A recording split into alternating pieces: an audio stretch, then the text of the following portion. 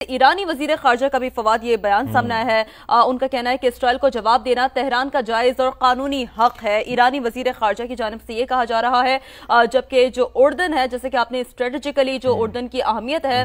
वो फवाद आपने अपनी गुफ्तगू में कही है, तो यहाँ ये जो बयान है वो बड़ा अहम है कि हमने अपनी फ़िज़ाई हुदूद की खिलाफ वर्जी की इजाज़त नहीं दी, किसी को फ़िज़ाई हुदूद की इजाज़त देंगे और ना ही इस तनाज़े का हिस्सा बनेंगे। बिल्कुल। और मशरक़ वस्ता में फैसल हम देखते हैं कि मुतअद्दिद जो ममालिक हैं वहाँ पर अमरीका ने अपने अड्डे कायम किए हुए हैं, और जॉर्डन तो बहुत ही करीबी इत्तेहादी है अमेरिका का, और वहाँ पर बेसिस भी उसके कायम हैं। तो एक तरह से ये अब डायरेक्शन तय कर दी है जॉर्डन ने कि किसी भी किस्म की वो इजाज़त नहीं देगा ईरान को कि अपनी वो फ़िज़ाई हुदूद को इस्तेमाल करे। तो आप क्या समझते हैं कि ऑप्शंस अब बड़ी लिमिटेड हो गई हैं ईरान के लिए, चूँकि अगर तो वो एरियल अटैक करने की सोच भी रहा था, तो फिर मेरा नहीं ख्याल कि फैसल आप ज़रा बेहतर रोशनी इसके ऊपर डालेंगे कि फिर उसके पास ये ऑप्शन तो कम से कम अब ख़त्म हो गया है। तो अब उसके पास ऑप्शन वही रहता है कि या तो वो ड्रोन्स का इस्तेमाल करे या मिसाइल का इस्तेमाल करे, लेकिन वो भी इतना इफेक्टिव नहीं हो सकता क्योंकि इसराइल का डिफेंस मिसाइल सिस्टम जो है वो तो बहुत ही ज़्यादा मुतहर्रिक है। जी हाँ, बिल्कुल सही कहा। देखिए, ये जो उर्दन की बात कोई सरप्राइजिंग, कोई हैरत नहीं हुई मुझे। आपको याद होगा इससे पहले भी जब जो ड्रोन अटैक्स हुए थे तो बाकायदा वहाँ से उर्दन की तरफ से एक सरकारी बयान आया था कि उन्होंने कई ड्रोन्स तो खुद वहाँ उन्होंने मार गिराए थे ईरानी,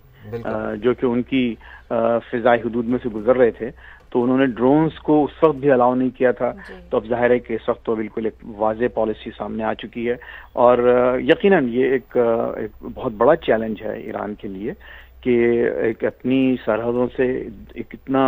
दूर एक छोटे रकबे वाला मुल्क जहाँ के निशाने लगाना ज़्यादा मुश्किल होता है, उसमें कोई एक दो तीन ममालिक की फ़िज़ाई हुदूद से गुज़रते हुए वहाँ हमला किया जाए।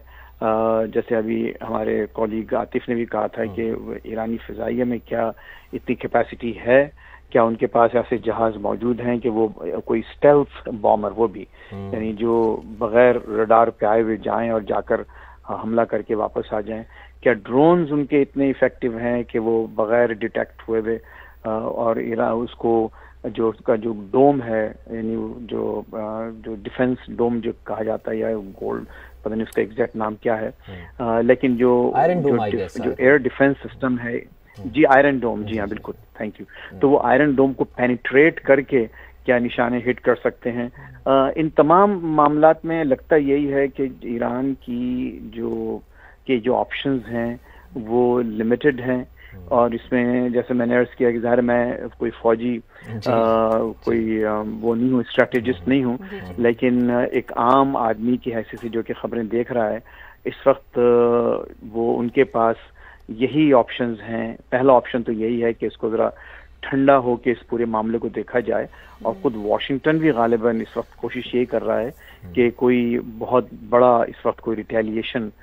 ईरान की तरफ से ना आए, और जो हो गया सो हो गया। अब ये हो सकता है कि ये उन्होंने इस वक्त तो ये कह दिया है कि हमारा पहला फेज खत्म हो चुका है, अब आइंदा हम 2 हफ्ते तक जारी रखेंगे उसको, लेकिन हो सकता है कि इस पहले फेज में ही मामलात को ख़त्म कर दिया जाए और ट्रंप इसको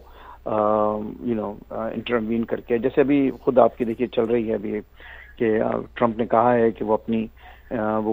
अपनी जो न्यूक्लियर जो एम्बिशंस हैं ईरान, उसको बिल्कुल ख़त्म कर दे, तो मामला बिल्कुल एक मामूल पे आ सकते हैं। ठीक, अच्छा, बिल्कुल फैसल रहमान साहब, जैसे कि वाशिंगटन बड़ा क्लोजली ज़ाहिर है चीज़ों को मॉनिटर कर रहा है, आप वहीं से हमारे साथ मौजूद हैं, चाहेंगे कि बिलखुसूस इस तमाम तर तनाजुर में अगर हम चाइना के इंटरेस्ट की बात करें तो गालिबन $450 अरब